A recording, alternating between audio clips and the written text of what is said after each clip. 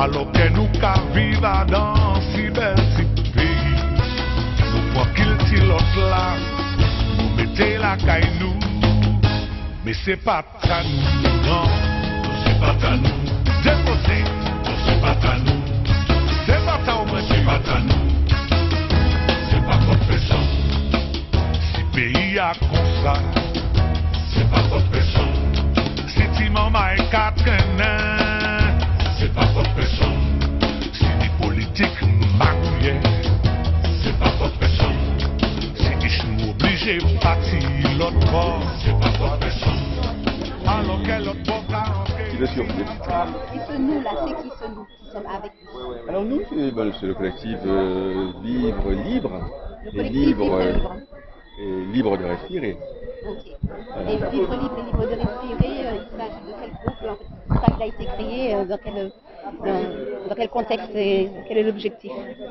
Après le 2 octobre, de multiples personnes, on va dire conscientes, se sont rencontrées et ont vu la nécessité de mutualiser leurs compétences pour défendre les libertés fondamentales, pour défendre le droit à la vie, pour défendre les éléments fondamentaux on est parti du droit de respirer librement, et puis le droit de circuler, le droit de respirer non masqué, de respirer sans masque. On a pensé à nos enfants, le droit de nous prendre en charge et de savoir ce qu'on doit faire. Oui, qu'on est maître de notre corps, c'est-à-dire notre consentement à nous-mêmes est prioritaire. Et c'est nous qui consentons à ce qu'on nous demande. Et si nous ne consentons pas, nous ne pouvons pas exécuter. Voilà. Ok, merci. Donc on voit déjà la présence des policiers. C'est pas étonnant. C'est-à-dire que nous sommes dans les règles pour l'instant, puisque l'horaire, nous avons le droit d'être dans la rue. Et maintenant, je pense que le restaurateur va respecter voilà, il nous a demandé de respecter des règles de distanciation. Bon, voilà, donc en fait, je pense que c'est un geste de survie. Et comme il faudrait inviter toutes les petites entreprises à le faire, quoi, parce que sinon c'est la mort. Enfin, le premier confinement a amené à beaucoup de souffrances, de liquidation. Et là, ça serait dommage qu'on se prête à un nouveau confinement. Donc, ça serait la mort de plusieurs entreprises et l'avancement de la pauvreté, en tout cas de beaucoup de souffrances sociales. Donc il y a de l'inégalité puisque les grands centres commerciaux, les hypermarchés, même les magasins de bricolage peuvent ouvrir et les petits magasins ont dit de fermer. Donc il y a la mort des petites et moyennes entreprises. Exact, c'est ça. Deux poids, deux mesures. Deux poids, deux mesures. Justement, les petits commerces, les petites entreprises doivent avoir les mêmes droits que les grandes surfaces, que les grands propriétaires de commerce. Et là, j'ai constaté aussi qu'ils ont dit que maintenant, en fait, les enfants, en fait, au tout début, on disait qu'on n'avait pas besoin de masque. Après, on a besoin de masque. Les enfants de moins de 10 ans n'ont pas besoin de masque. Et aujourd'hui, maintenant, au primaire, on a besoin de masque. C'est quoi ce jeu? En tant que médecin, le masque, franchement. Nous savons que le masque est toxique, il est toxique et pas du tout utile. Donc, toutes les recherches ont prouvé que quand on est en épidémie, c'est le manuportage, c'est les mains qu'il faudrait laver. Or, nous ne sommes pas en épidémie. La Martinique, depuis hier, nous avons des éléments pour savoir que l'épidémie qui frappe la Martinique, c'est l'épidémie de dengue. Et nous savons aussi que les 30 morts, que la plupart des 30 morts qui nous sont proposés comme étant des morts de Covid sont des morts de dengue. Donc, il y a une grosse entourloupe que nous allons partager et il faut que chacun sorte de la peur, reprenne confiance dans son existence, dans ses droits, dans ses libertés d'humain. Et donc, il faut que nous puissions partager cette envie de vivre et de protéger nos enfants contre les brimades. C'est-à-dire que la toxicité du masque va jusqu'à rendre malade ceux qui le portent. Hein? Donc il y a des maux de tête, il y a la vision trouble, il y a des vertiges. Et on sait aussi que des personnes ont avalé des particules de toluène. Le masque, c'est trois couches de plastique. Et c'est cette substance-là, hein, qu'on appelle toluène. Et donc, il y a des petites particules, des nanoparticules au fond de la gorge de personnes qui le portaient. Ça s'est passé en France à la médecine du travail. Mais ça, quand on voit que ce sont ces masques qui sont majoritaires qui sont portés. Donc, en fait, il y a véritablement un problème écologique par rapport au fait que c'est des tas de millions de masques dans le monde seront à traiter, donc ils vont rejoindre certainement la mer, encore une pollution, et en fait, et détruisent en même temps la santé des humains, puisque le gaz carbonique n'est pas rejeté et les germes que nous devons exhaler ne le sont pas correctement. Donc, des cas de tuberculose, des cas de pneumonie, des cas de fragilité. Enfin, les gens sont fragilisés en portant le masque, en plus du symbole de soumission. Et on a remarqué aussi qu'il y a une augmentation du nombre de personnes qui consultent pour des problèmes pulmonaires, c'est bien ça? Oui, c'est-à-dire que il y a quelques chiffres, en tout cas en France, les pneumologues disent qu'ils voient davantage de pneumopathie depuis le port de masque. Depuis le port du masque. Ok, merci. On va voir comment ça se déroule. Ok, merci. Volcan, ou Laura Chebe? Oui, Laura Chebe, m'a écouté et puis a pris l'attention, hein. Professeur, docteur a parlé, expliqué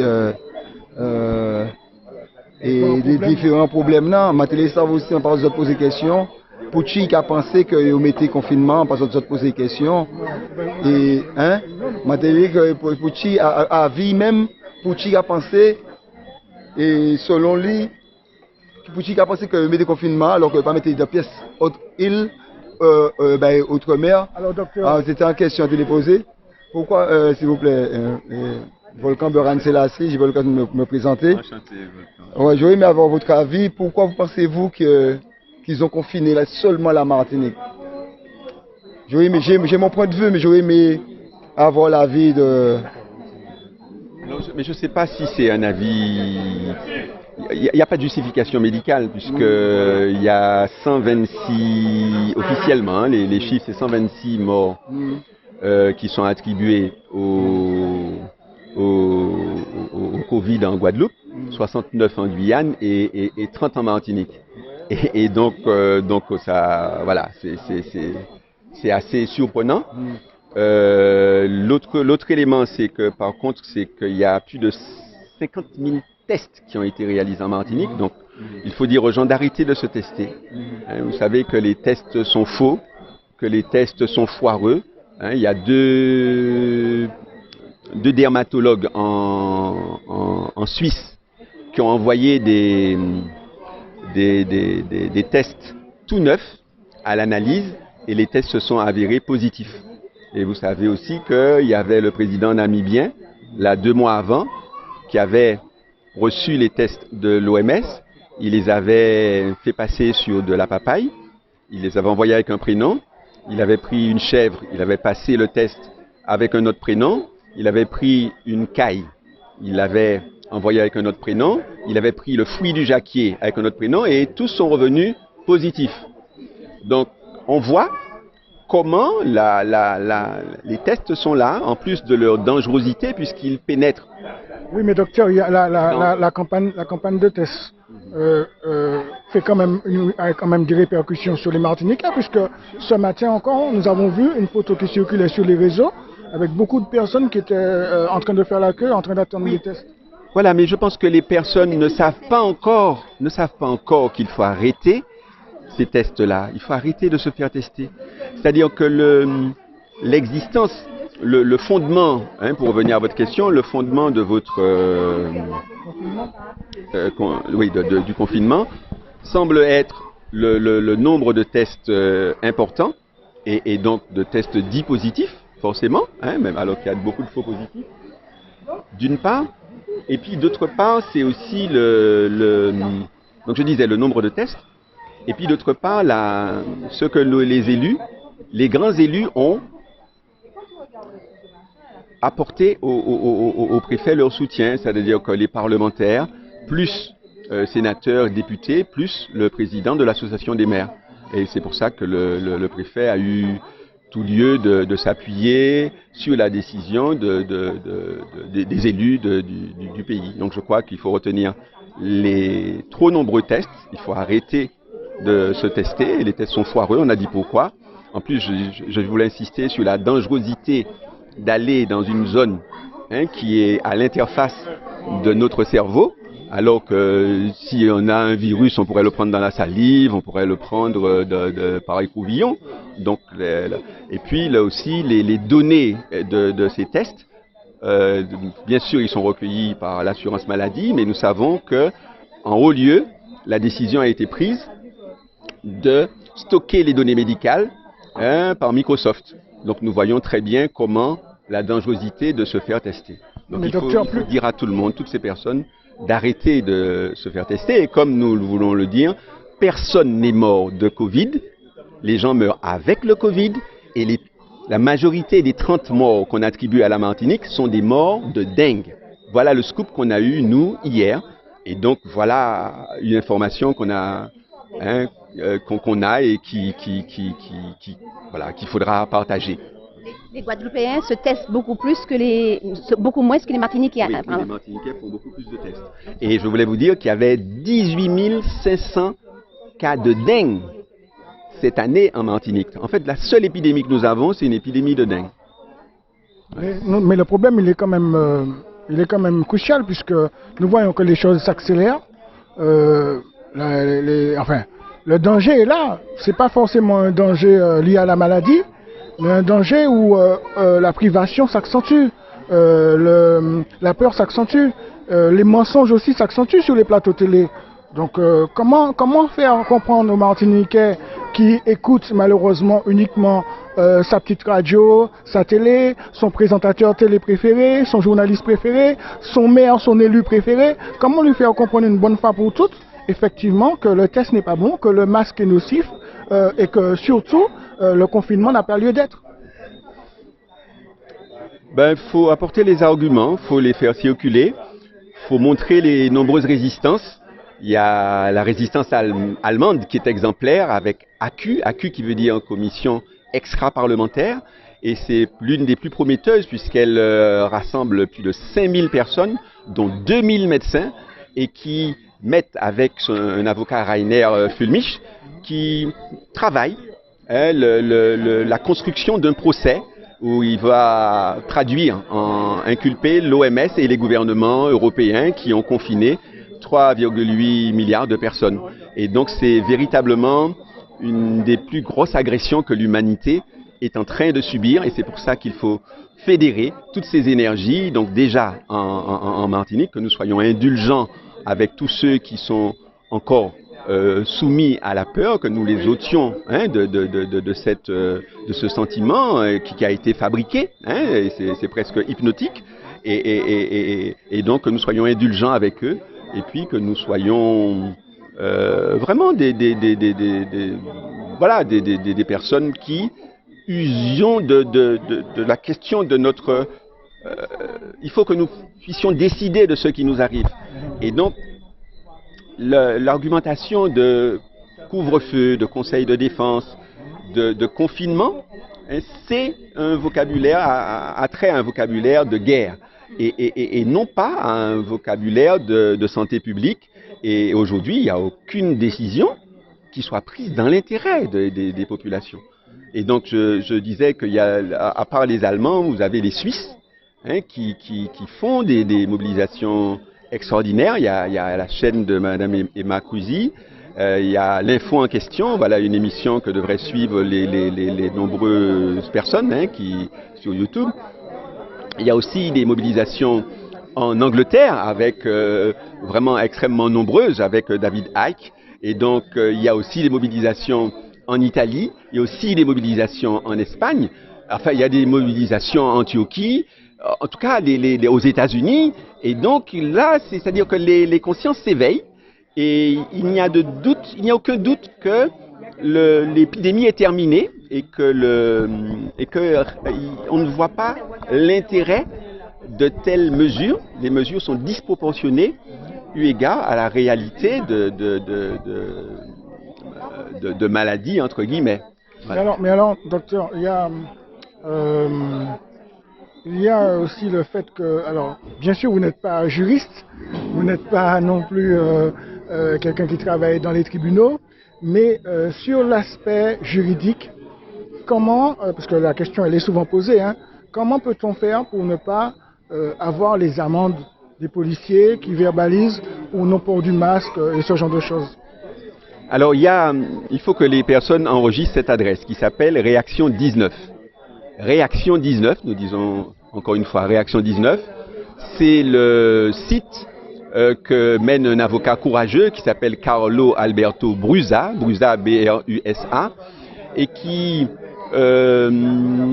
propose, en tout cas nous proposons d'accepter l'amende, si elle nous est donnée, de l'accepter et de contacter Réaction 19, de ne pas la payer, et il y a moyen de ne pas la payer. Alors, le papier qui était fait parce qu'il faut savoir qu'il y a une bataille qui se fait aussi sur le plan judiciaire, et donc comme justement le texte de Maître Brusa faisait référence à la loi du 10 juillet, et donc cette loi du 10 juillet par rapport à un autre procès a été abrogée, et donc elle est en train d'être remaniée, mais c'est un régal de voir toute la résistance qui se fait, y compris en France, dans les tribunaux, qui se fait sur le terrain, qui se fait dans la rue, 70 manifestations aujourd'hui en France, plus de 70 manifestations. Et vous pensez qu'en Martinique, là il y a un petit nombre, on va dire que ce sont les personnes qui veulent continuer à vivre normalement, ce ne sont pas forcément des gens qui n'ont pas peur, ce sont juste des gens qui veulent continuer à vivre normalement. Est-ce que vous pensez que le chiffre risque de s'accroître, que justement au fait de voir que les gens continuent à vivre normalement, que les Martiniquais auront envie de pouvoir vivre comme ils le faisaient il n'y a pas si longtemps? Je crois que l'être humain a besoin de liberté, et encore plus. Ceux qui ont connu le sort qui a été réservé à nos ancêtres d'en avoir été privés. Et donc, il y a vraiment beaucoup de chances que notre travail fasse tache d'huile. Il y a beaucoup qui s'étendent parce qu'il est juste, parce que beaucoup de gens ne supportent pas le masque. Beaucoup de gens ont du mal à respirer. De plus, en climat chaud et humide, nous sommes là en hivernage, c'est très très compliqué de porter un masque. Il y a la qualité de l'air qui est éminemment polluée, donc il y a véritablement un insupport en général du masque. On a beaucoup de personnes qui ont des insuffisances respiratoires, il y a beaucoup d'asthmatiques, mais même d'autres personnes supportent très très mal. Or, le masque ne se justifie pas. Donc il faut arracher la liberté de porter ou de ne pas porter le masque. Nous, justement, nous voulons activer cette liberté de ne pas le porter parce que nous voulons veiller à notre santé, et nous tenons un argumentaire en plus de 12 ou 15 points sur la toxicité des masques. Et docteur, pourquoi Martinique Première ne vous invite pas à venir sur son plateau pour pouvoir en parler de ça dans un direct du journal, par exemple? Il faut espérer, nous avons grand espoir que les consciences s'éveillent, y compris dans les médias qui sont des médias des autorités, enfin qui sont contrôlés par les autorités, qui sont financés principalement avec notre redevance. Mais puisque c'est notre redevance, nous sommes aussi des contribuables. Donc en fait, voilà. Non, mais en fait, je veux dire qu'aussi que la diversité des points de vue est à appeler, et j'ai espoir que ça se fera. En même temps, nous continuons notre travail d'information. Il faut informer votre voisin, il faut informer votre famille, il faut informer les personnes dans notre travail. Et en tout cas, je crois à la parole lorsqu'elle circule, lorsqu'elle est bienveillante, lorsqu'elle ne juge pas, lorsqu'elle n'accuse pas l'autre, qu'elle soit entendue. Voilà. Merci beaucoup, docteur. Alors nous étions un instant avec le docteur Douba. Donc voilà, hein, les gens, nous sommes en cœur de Fort-de-France. Donc comme vous le voyez, hein, les gens n'ont pas peur. Les gens sont libres de pouvoir aller où ils veulent, de se déplacer comme ils veulent, de pouvoir prendre un moment de détente sans qu'il y ait de problème majeur. Voilà.